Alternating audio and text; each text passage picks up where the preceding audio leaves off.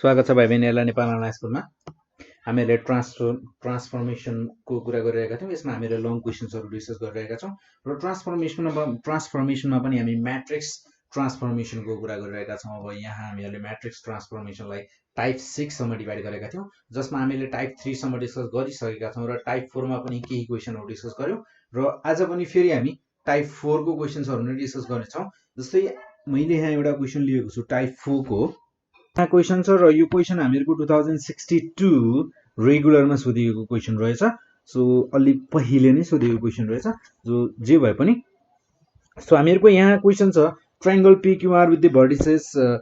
P -2,4 Q 6,2 and R 1,-1 is mapped onto the triangle P1 Q1 R1 whose vertices are P1 4,2 Q1 2,-6 and R1 -1,-1 which is the single transformation for this mapping। हामीहरुलाई यहाँ यो अब triangle PQR change map गरिएको छ कोसँग, यानी कि यसको image भन्न सक्छौं हामी। ट्रायंगल PQR भनेको ऑब्जेक्ट छ र त्यसको इमेज भनेको हामीहरुको ट्रायंगल P1 Q1 R1 छ र यसमा ट्रान्सफर्मेसन गर्दा, यसमा सिंगल ट्रान्सफर्मेसन गर्दा कसरी ट्रान्सफर्मेसन भएको छ त्यो पनि लेख र त्यसैगरी यसलाई ट्रान्सफर्मेसन गराउनको लागि जुन 2x2 म्याट्रिक्स युज भएको छ त्यो म्याट्रिक्स, यानी कि यसले भन्न खोजेको हामीहरुको ट्रान्सफर्मेसन म्याट्रिक्स के छ त्यो पनि क्याल्कुलेट गर भनेर भनेको छ। सो फर्स्ट अफ अल हामीहरुलाई भर्टिसेसहरु के भन्छ त्यसको बारेमा लेखौं हामीहरु। सो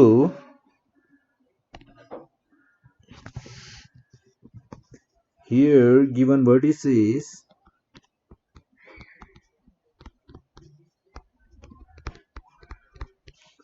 given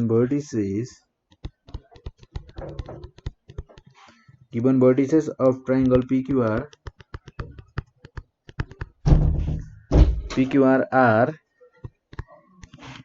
are P छ हामीहरुको यहाँ -2,4 Q छ हामीहरुको 6,2 and R छ हामीहरुको यहाँ 1,-1। देन त्यसैगरी हामीहरुलाई इमेजको भर्टिसेसहरु पनि दिएको छ हैन, कोअर्डिनेट्सहरु। सो इमेजको लागि पनि लेखौं न त। The vertices of image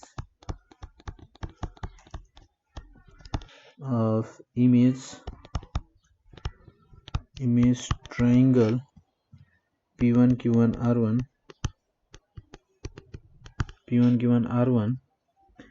are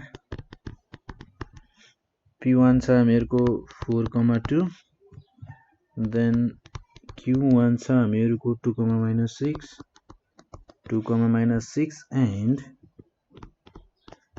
and R1 छ हामीहरुको -1,-1। then since the given transformation is, हामीहरुको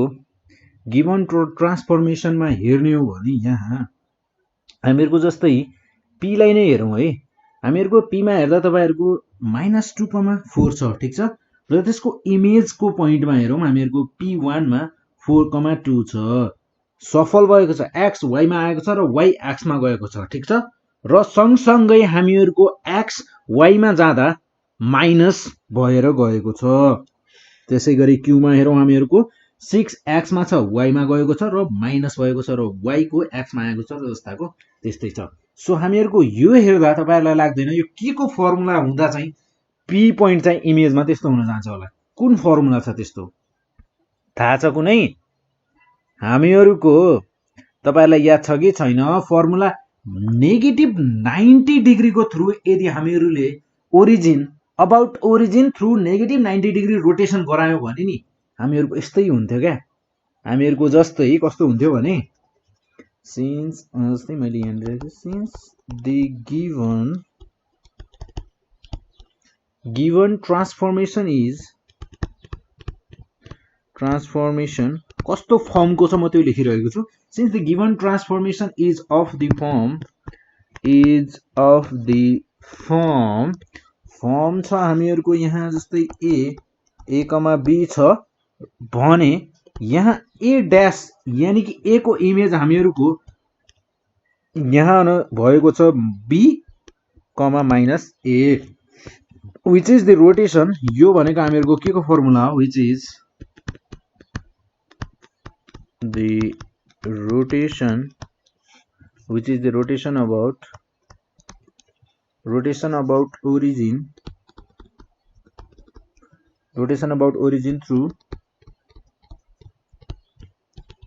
through negative 90 degree. So the required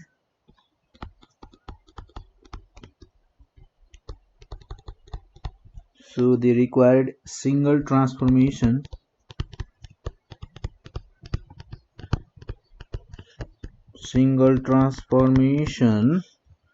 for the given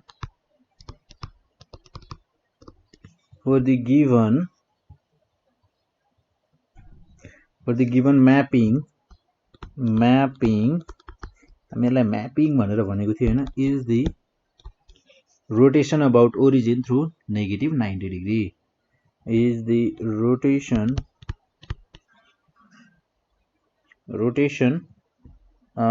about origin through negative 90 degree. So यसलाई negative 90 degree लाई के पनि भनिन्छ भने हाम्रो नेगेटिभ क्वार्टर टर्न पनि भनिन्छ है, नेगेटिभ क्वार्टर टर्न पनि भनिन्छ हैन। क्वार्टर भनेको हामीहरुको हाफ को पनि हाफ हैन, हामीहरुको फुल भनेको 360 डिग्री भयो, देन 360 को हाफ भनेको हामीहरुको 180 हुने भयो, र क्वार्टर भनेको 180 को पनि हाफ 90 डिग्री, सिम्पल। देन त्यसपछि हेरौं अब हामीहरुको यहाँ यो त भयो, अब हामीहरुको म्यापिङ को कुरा गरेको थियो, सिंगल ट्रान्सफर्मेसन कसरी भएको छ भन भनेर भनेको थियो, म्यापिङ कसरी भइरहेको छ देखाऊ भन भनेर भनेको थियो, यो भन्यो हामीले, त्यसको आन्सर भयो। सो अगेन अब हामीहरुले यहाँ 2x2 म्याट्रिक्स हामीहरुको जुन ट्रान्सफर्मेसन म्याट्रिक्स छ त्यो त हामीले क्याल्कुलेट गर्नै बाँकी छ। So again let A B C D भनेको हामीहरुको यो भयो, be a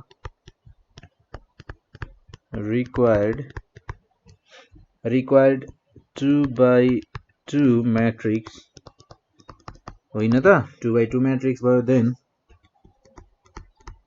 then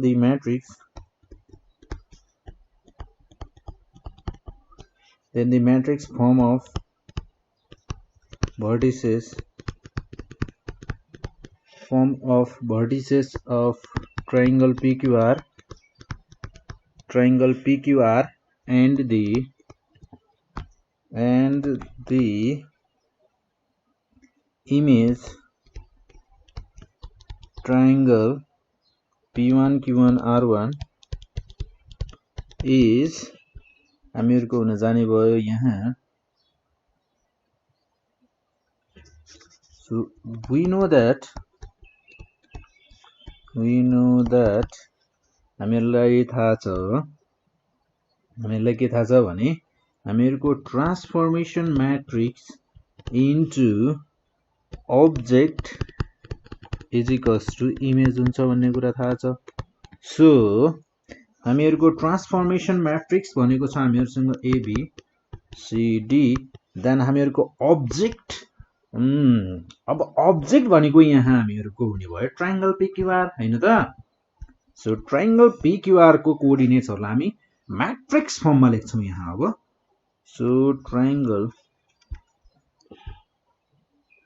so matrix फर्ममा लेख्दा हामीहरुको ट्रायंगल पीक्यूआर छ यहाँ -2, 4, 6, 2, 1, -1। देन हामीहरुको यो हुने भयो 4, 2 हैन त, सरी -2, 4, 6, 2, 1, -1। देन हामीहरुको इमेज को लागि छ हामीहरुको यहाँ 4, 2, 2, -6, -1, -1, 4, 2, then 2, -6, -1, -1 ठीक छ। So first of all multiplication गरौँ यिनीहरु दुईटाको। सो यो हुने भयो हामीहरुको -2a + 4b त्यसै गरी यहाँ हुने भयो हामीहरुको 6a plus 2b then a minus b is equals to 4 2 2 minus 6 minus 1 हैन then यहाँ हुने भयो हामीहरुको minus 2c plus 4d then 6c plus 2d c minus d then first को हामीहरुले अब यहाँबाट हामी इक्वेशन्सहरु निकाल्छौं so equating the corresponding elements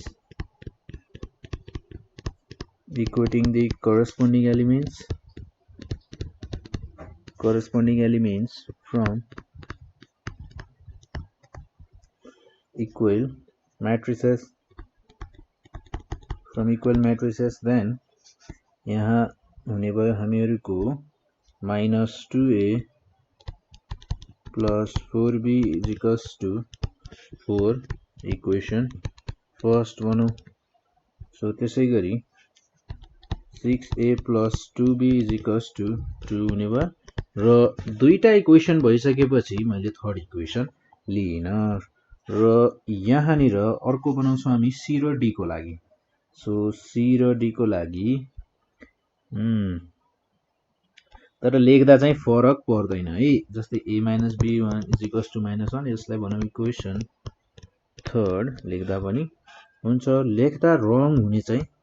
होइन 2c plus 4d अब मैले युजै गर्नु छैन भने किन लेखिराख्नु भनेर मैले नलेखेको हो यो भन्दा पहिले पनि सो लेख्दा फरक परेन so 2d is equals to -6 then यो हुने भयो हाम्रो इक्वेशन फिफ्थ बित्थामा लेख्ने भयो म c minus d is equals to -1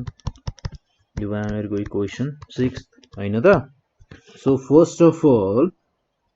हामीहरुको अब यो 6 वटा इक्वेशन्सहरु मध्येमा हामीहरुको जस्तै हामीहरुको यहाँ हामी के गर्न सक्छौं भने मैले जस्तै फ्रम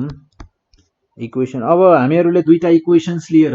एउटा इक्वेशनलाई अर्को इक्वेशनबाट माइनस गरेर एउटालाई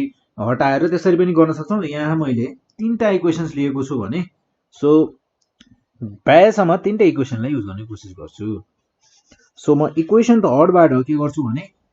फ्रम इक्वेशन थर्ड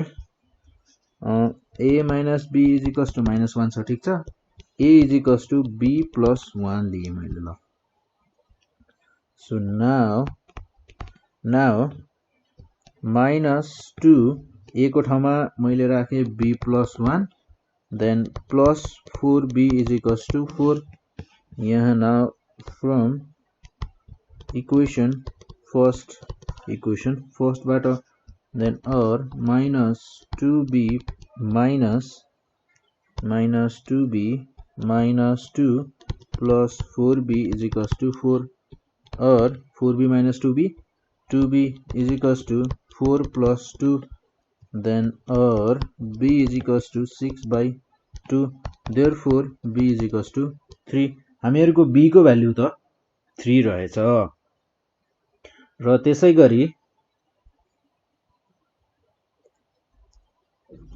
गरी यहाँ जस्तै यहाँनिर मिस्टेक भएछ नि हैन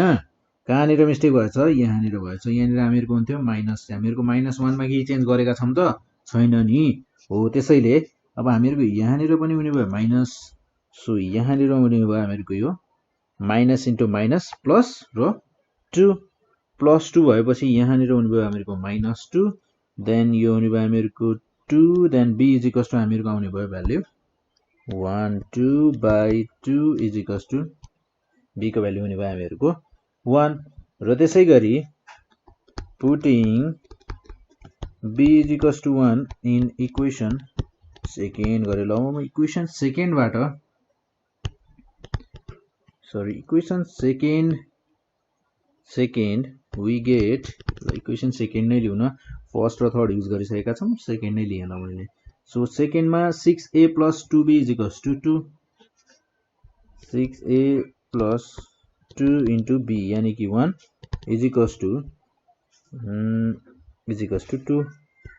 2 or 6a is equals to 2 minus 2 0 हुने भयो यो भयो हामीहरुको 0 so or a is equals to 0 divided by 6 therefore a is equals to के रहेछ त 0 रहेछ so again फेरि हामीहरु के गर्छौं त अब इक्वेसन 4 5th र 6th लाई लिएर हामीहरु फेरि हामीहरुको हुने भनेको प्रोसेस यो त सेम प्रोसेसबाट हामीहरु भ्यालु c र d को भ्यालु क्याल्कुलेट गर्छौं so again from equation 6th c minus d is equals to -1 so c is equals to d minus 1 so from equation 4th बाट हामीहरुको minus 2c plus 4d so minus 2c plus 4d is equals to minus 2c 4d is equals to 4 अनि यो हुने भयो हामीहरुको minus 2d plus 2 plus 4d is equals to 4 minus 2 so 4d minus 2d यो हुने भयो 2d 4 हामीहरुको equation 4th मा त यहाँ 4 नभएर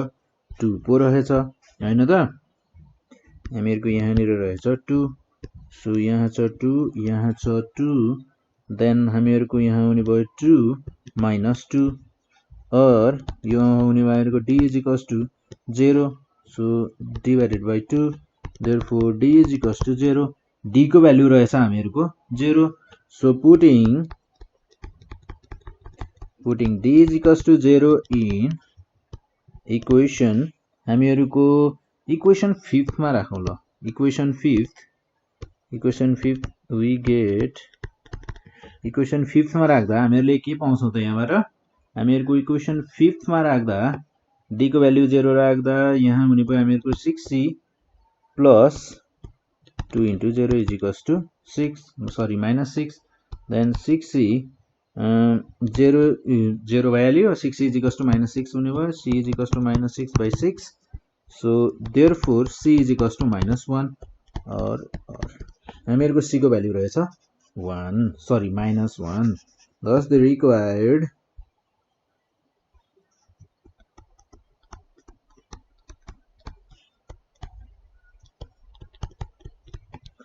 Thus the required